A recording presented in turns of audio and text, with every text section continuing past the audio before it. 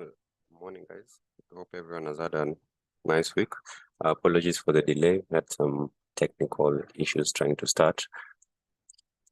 So today we're going to review what has happened this week, including what to expect. And also we have minutes today that we need to be reviewing and seeing the way forward. So if you can hear me again on the mic, just say hi while we get on with this.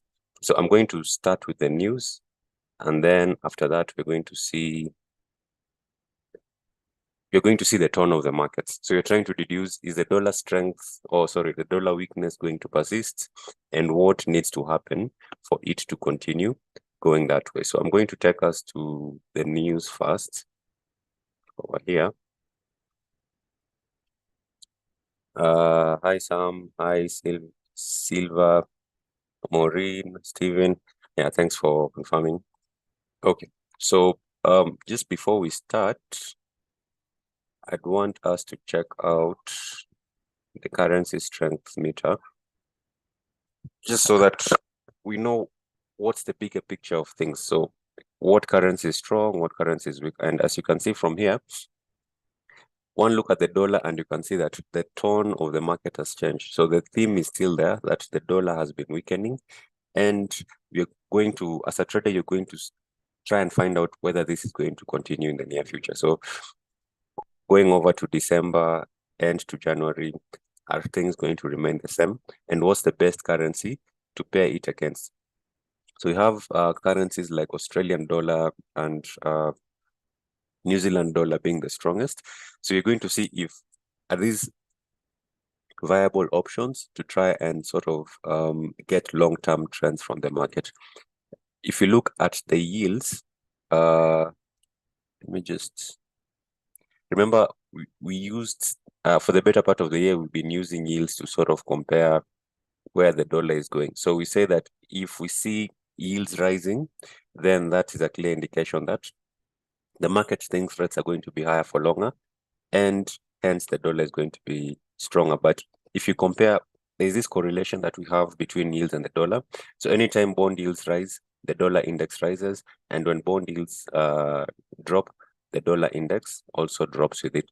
And you can see that from the looks of things, we have had a complete change of character in the markets. That is for the yields. And you can see here that we broke this low over here. And this is a solid change of character, which means the trend in the market has changed, and that confirmation that the dollar is starting to weaken is cementing in the markets. One more thing that you need to look at is what the tone of the Fed has been for the past 2-3 months and how it's changing right now. So if you look at the previous maybe 2-3 months of meetings, the Fed has always been very aggressive and very adamant that yields are going to stay for longer. And this is starting to shift. So this is an article by Bloomberg here. They're saying that there seems to be some shift in how the Fed is talking. And it's not very obvious, it's not very direct, but there are hints that if data comes in and it's looking good, then they might start to consider cutting interest rates. So Federal Official Reserve shifted their tone this week, inching closer to the conversations that the market has been having for a while now. Yeah.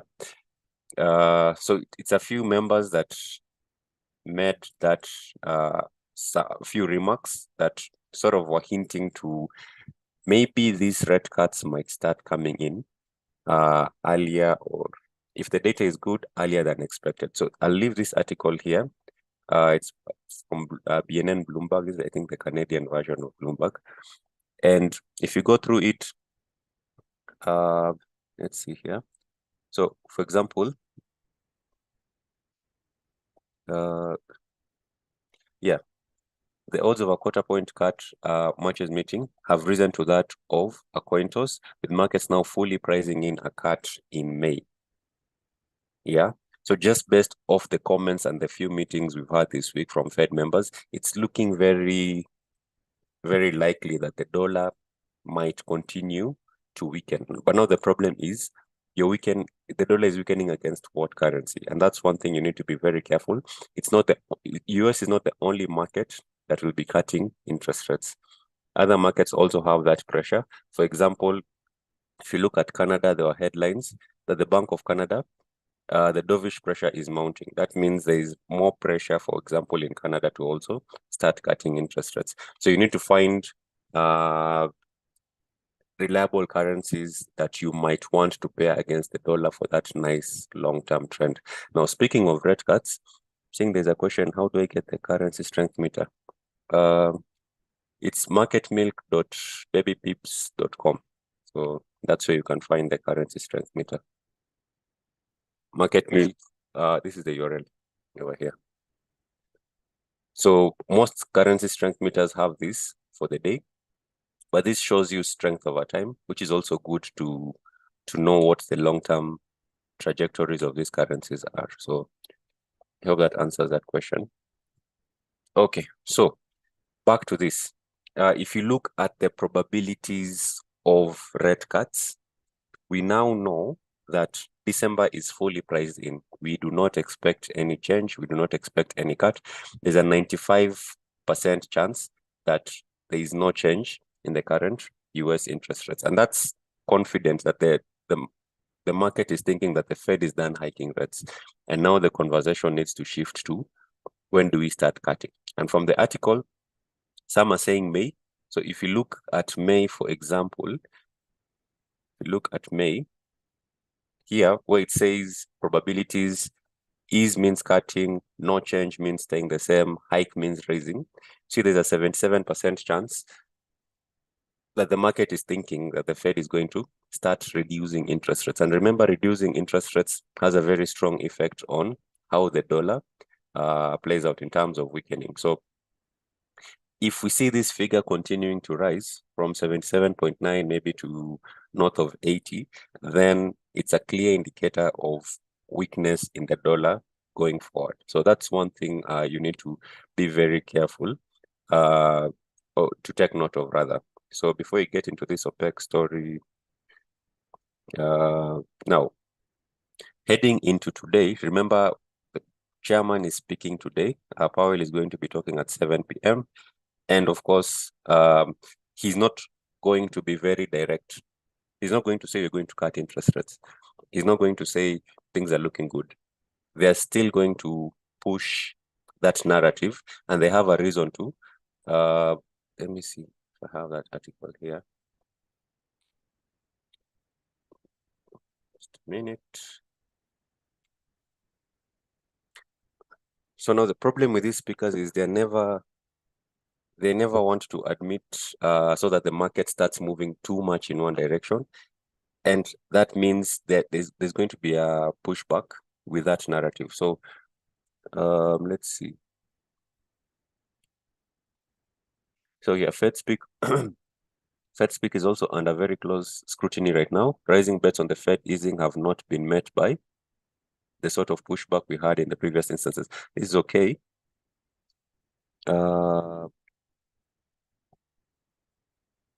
Yeah, so we are still doubtful that the Fed will sit and watch the rates fall, given the lingering interest to keep financial conditions tight at the current juncture. Yeah, so at the moment, they still want tight market conditions, and they don't want people thinking, okay, rates are going to come in sooner, the market starts behaving in such a way that is going to cause inflation to come back.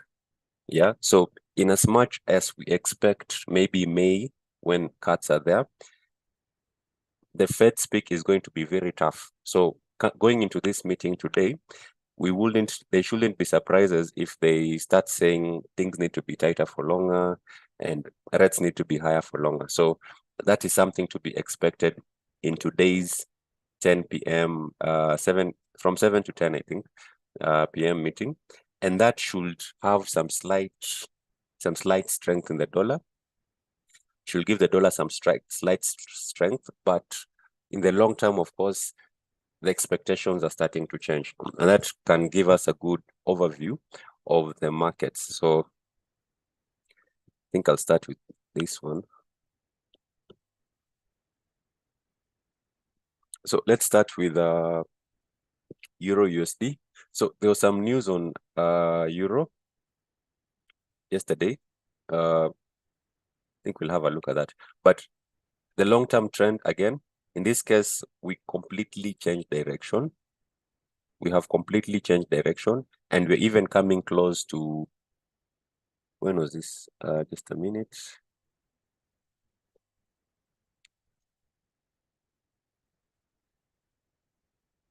This is okay.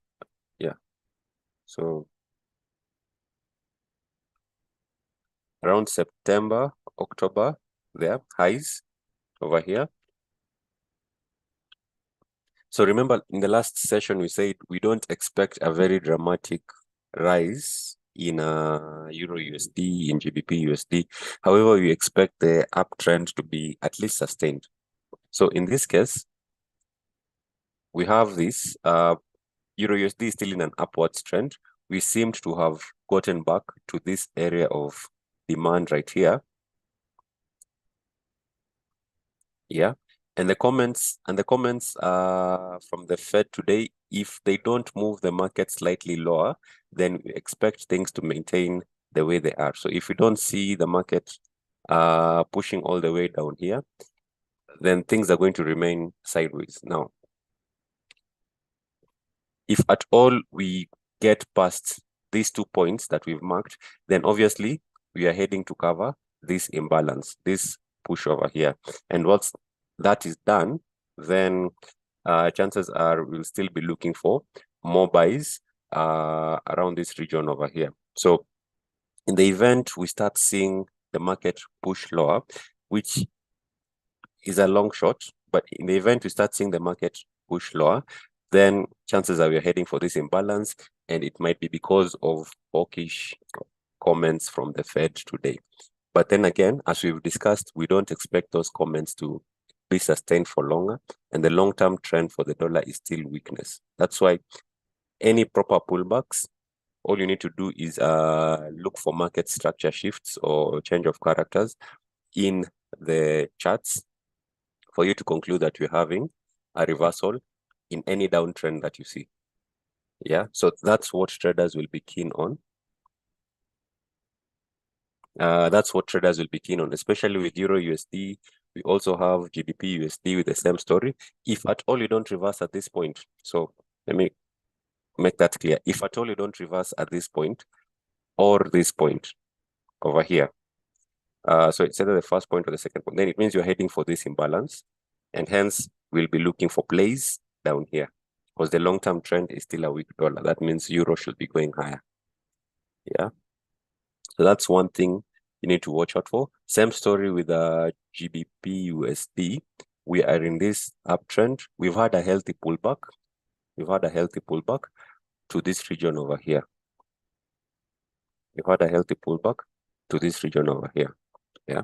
Now, the comments for today might cause some slight room for some slight downside room. Because remember, obviously, when Powell comes to and starts talking, the dollar is going to strengthen because that's what has been happening. He's been making remarks that suggest higher interest rates for longer. Yeah.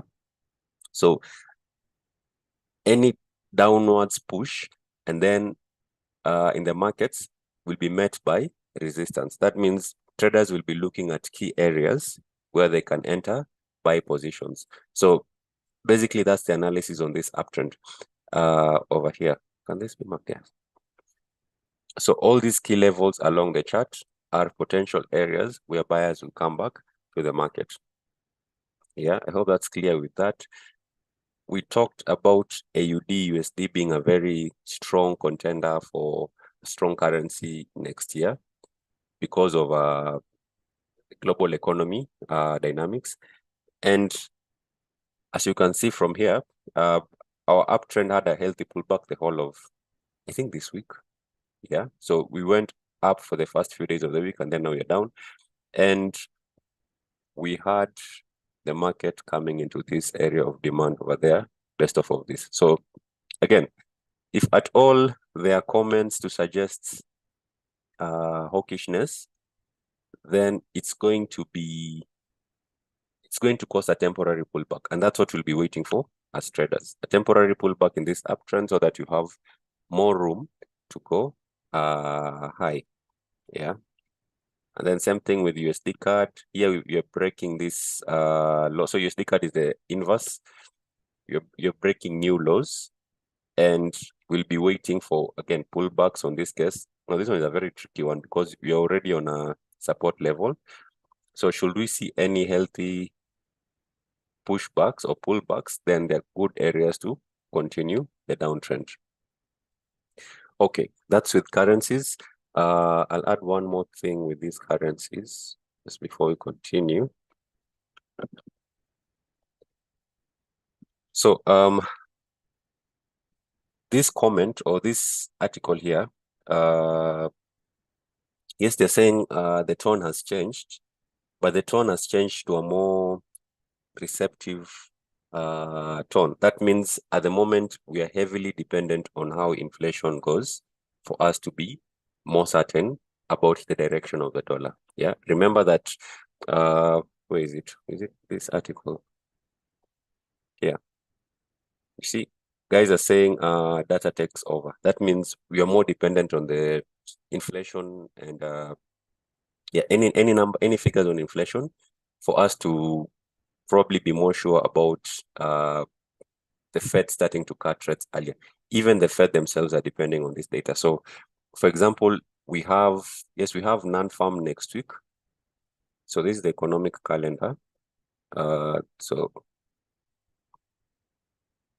let me just close this for now. Yeah, so we have the Fed speaking today, of course. Obviously, he'll say also we are depending on data and things like that. My focus is not so much on employment, more so on Monday, Tuesday, we have CPI. Now, this will be more important than non-farm heading into December. So this is on December 12th. This is next week, part 1, if I'm not wrong. Yeah, this is next week, part 1. So this is a very important day. It's going to drive the trend for the remaining part of the year. So if data comes in and we are certain that inflation is still heading lower, then that's a good indication of, okay, these guys are definitely going to start talking about cutting rates. Yeah, so 12th December, that's a very important news event or newsprint to know how next year is going to turn out. Remember, the inflation has been coming down. We've been seeing 0.2, 0.2 quite often, less than 0.1, or at least 0.1. It's going to be, if it's going to be a common occurrence, then for sure, then we're going to start cutting rates. So hopefully the trend stays the same. So again, non-farm, yes, it's important, but the main focus is on inflation at the moment. Yeah, so if you have any questions, normally how can you watch this Fed Speak Live? There usually is a link over here. So if I just click on this, I hope I'm on the correct, yeah. There's usually a link. So if it's not here and the latest release, good thing with the Fed is it will be streamed on YouTube. So if you just search for it, I'm sure you'll find the speech being streamed live most of the times, because not all speakers, I think ECB and Fed, you can find the speeches on YouTube. So it shouldn't be much of a problem finding out. Okay. Let's talk about the other pairs that we have. So we've talked about Euro, we've talked about GU, we've talked about USD CAD and Australian dollar. But then we need to look at the other assets. Number one is gold. We'll get to EURUSD in a moment. Number one is gold. So it's been trending. Let me put this way. We never thought it will make it to 2000, but it has. Yeah, I mean past 2000, but it has. So this is a combination of, remember when we had the issues in Middle East, and now the sentiment of a weaker dollar is all driving and piling up onto the remarks that we stayed above 2000. So I'll still be keen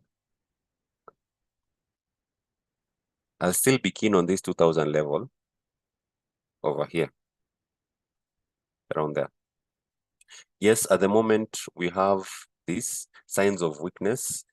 You see that we've tried going higher here and here, but every time buyers pushed higher, seems to be failing. So today we have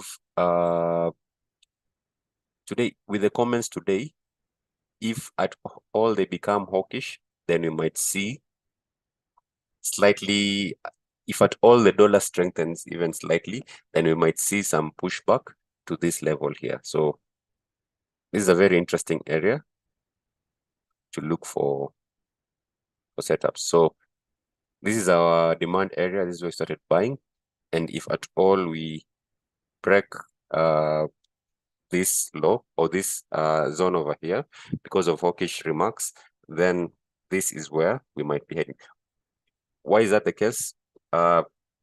Yes, we have an uptrend in gold, but remember, for us to have a healthy uptrend, we need to have healthy pullbacks.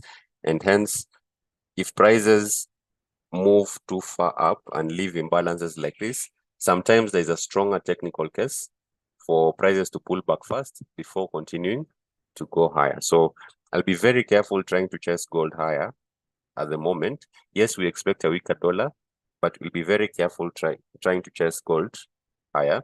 Need to wait for room for healthy pullbacks before deciding to continue with the bullish trend.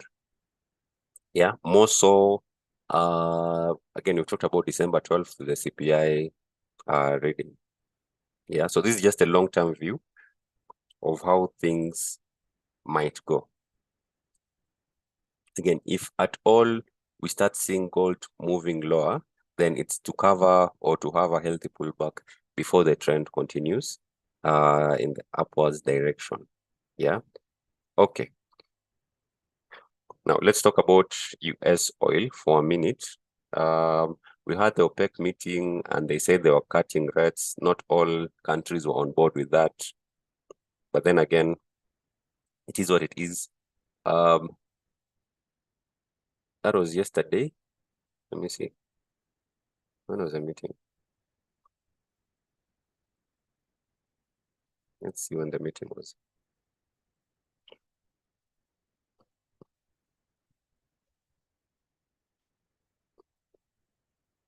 Yeah, so the meeting was yesterday. Yeah, and even after they decided they were cutting rates and everything, sorry, they were cutting oil production, oil still fell. So that tells you that demand, global demand for oil is not at a good place at the moment. And also some countries that, the fact that some countries, I think there are some countries that didn't want to cut oil production. So yeah, so we had this drop.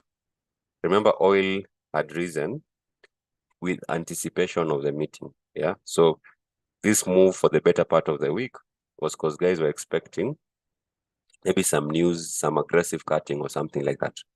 So the thinking, in my opinion, might be because they're cutting again, they don't have more room to continue cutting every time for the meeting. So if this is the last cut, then that's it for oil.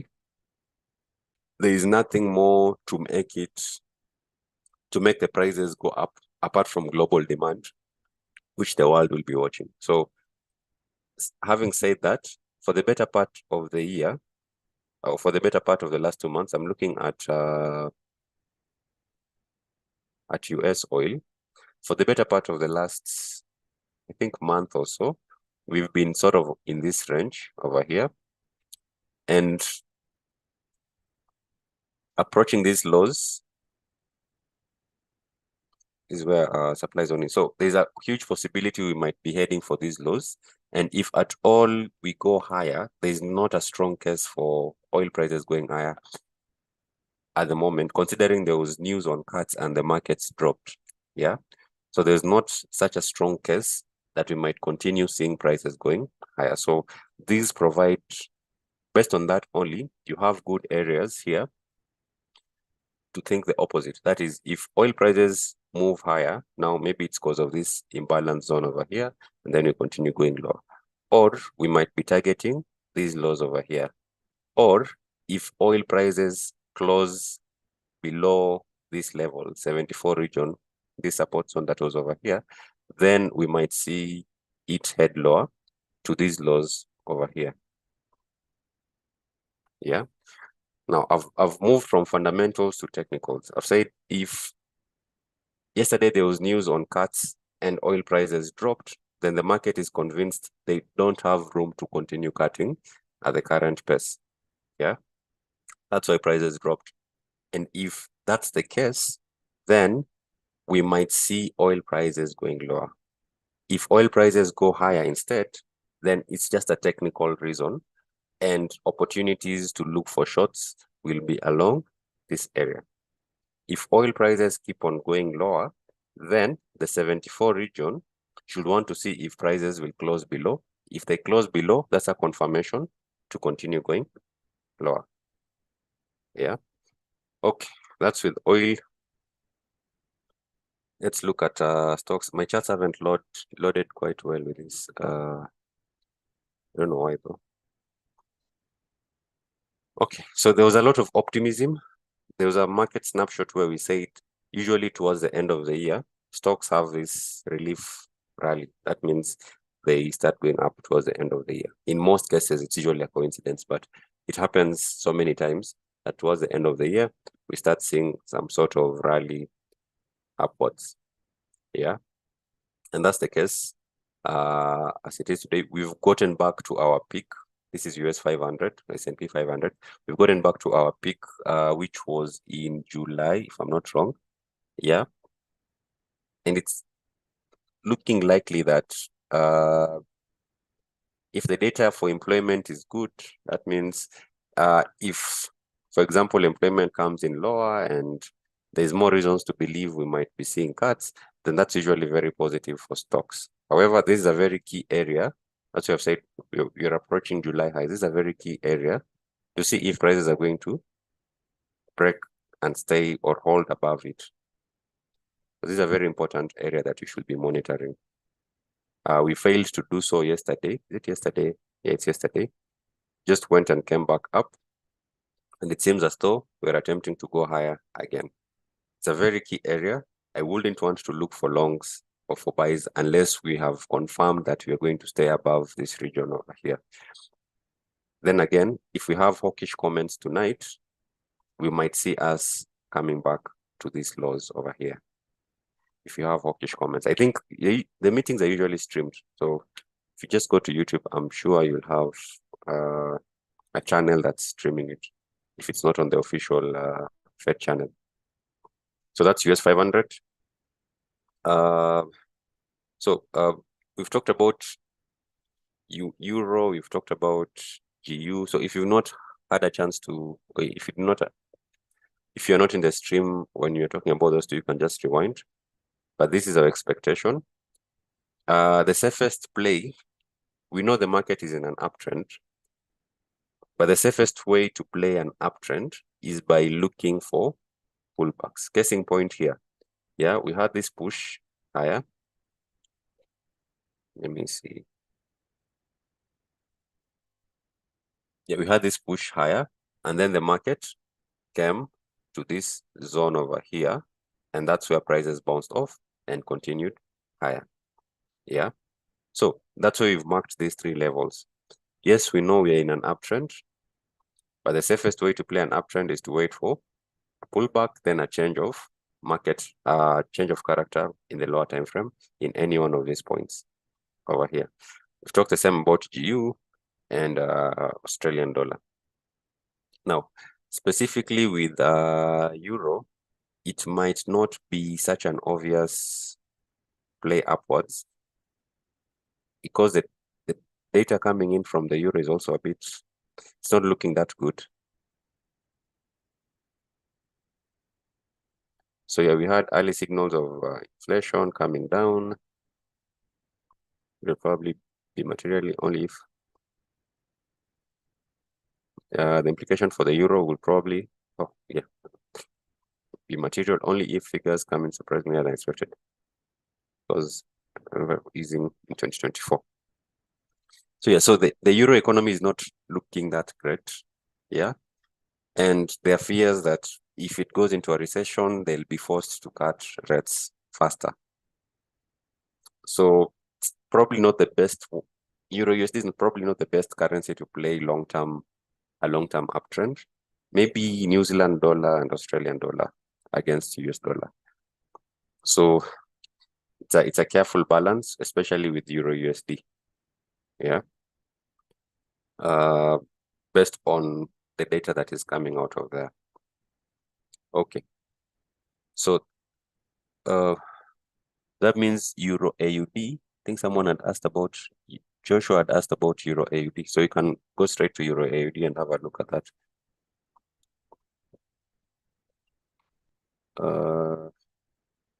Open Euro AUD somewhere.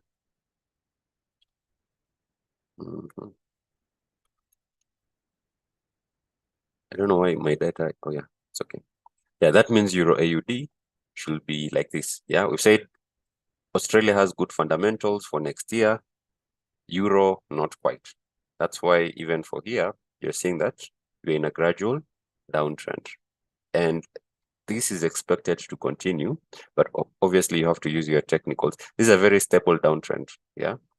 If you're looking at this downtrend, you can see that it's not a very downward or rapid downwards movement. It's a more balanced downtrend.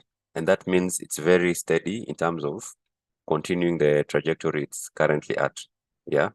So this is an easy or a straightforward way to trade. You just look for a trend following strategy and just follow this. Be mindful of the key levels in this chart. So that's the first one. The second one is down here. So just be mindful of those key levels. But a trend following strategy should work on this market based on Euro fundamentals and Australian fundamentals. So this should be quite an straightforward play. This is an imbalanced chart. This one, an imbalanced trend, because you have sudden pushes higher and then small retracements and then sudden. This gives you a lot of room to think of reversals. But this is a very stable downwards trend. It's not so easy to find reversals that are taking more than 50-60% of the market. So this one is likely going to head lower, but we are at a key level. Again, be careful. We might struggle going lower, but if it breaks through and holds below this level, then we are continuing lower. Okay.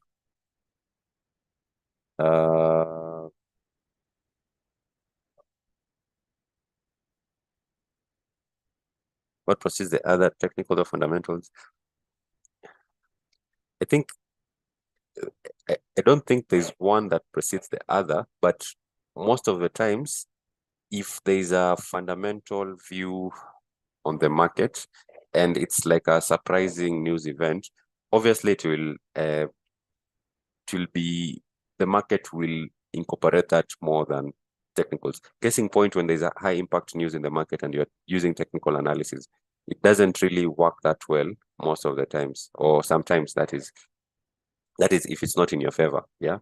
So you can see how the market usually tends to get very chaotic when there is high impact news. Yeah.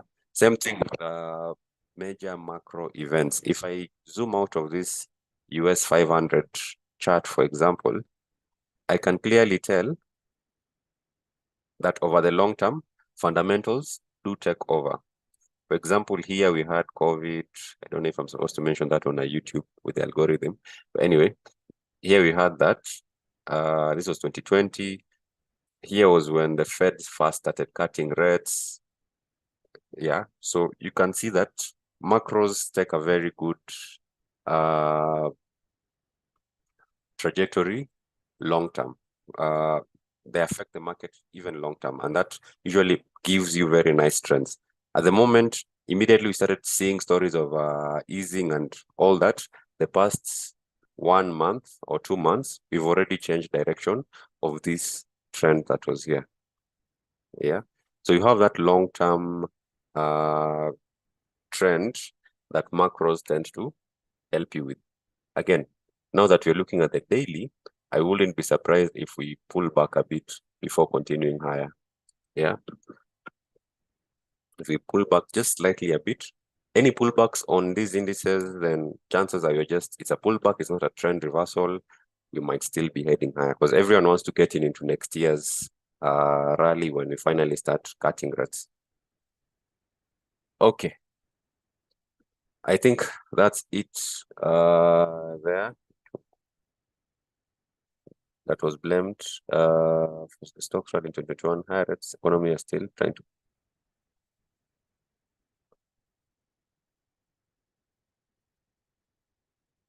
I'm not understanding, Apollo, I'm not understanding the question. I watched a video on Easy Money that was blamed for the stocks rally in 2021. Oh, 2021 is when we are cutting rates. This is when you had all those stimuluses and the Fed was just very easy on policy. Obviously, if people have extra cash and rates are below zero, then everyone will want to invest in risky assets for as long as they can before you start cutting. So this entire period, when they first announced that loose monetary policy, when it stopped, this entire period was easy money for the Fed because they were printing cash and doing a lot of asset purchases and things like that. So there was a lot of cash circulating and people just put that cash in the stock market. And that's why we had this rally over here. And then when they first announced we'll start cutting, this is what happened. We had change in direction. This year has been very irrational because the market started rallying despite higher interest rates. And maybe there's a good reason for that. The US economy was still really strong. There were no good alternatives for investments anyway. So that's why we had that rush. And then we had this pullback here. I can't remember why. This was here. And then now that we've started having rates, talks of easing again, there is this. So this is looking quite similar to this. So guys are preparing if in case we have another rally like this next year, because we have loose policy, then better start buying stocks right now. So that's the thinking and why stocks are starting to rise very early, even before the cuts have started. Okay, I think that's it for today's session. We've covered all the questions and the charts we're looking at. Again, the meeting today might be cause some slight strength in the dollar, but I don't think it's going to persist for quite long. Yeah. In fact, sometimes even guys take that as an opportunity to continue with the trends, as the ones that we have discussed. So having said that, thanks again for attending today's session. Next week, the first 2 weeks of the month are usually the most important, and they give you the direction of where things are heading to on stocks. Yeah, there are guys who think there's going to be a recession next year. Yeah, so maybe that's why he's also cutting his holdings. Anyway, the first 2 weeks of the month are the most important. Make sure you know how to position yourself, and that's why these discussions are important right now. We said the Fed is data dependent, and CPI is going to be the most important session for next month. Having said that, thanks for attending. My worry is that the price looks... The funny thing about stock markets is it usually looks underpriced in hindsight. So it can be anyone's guess where it goes from here. Okay, see you till the next session.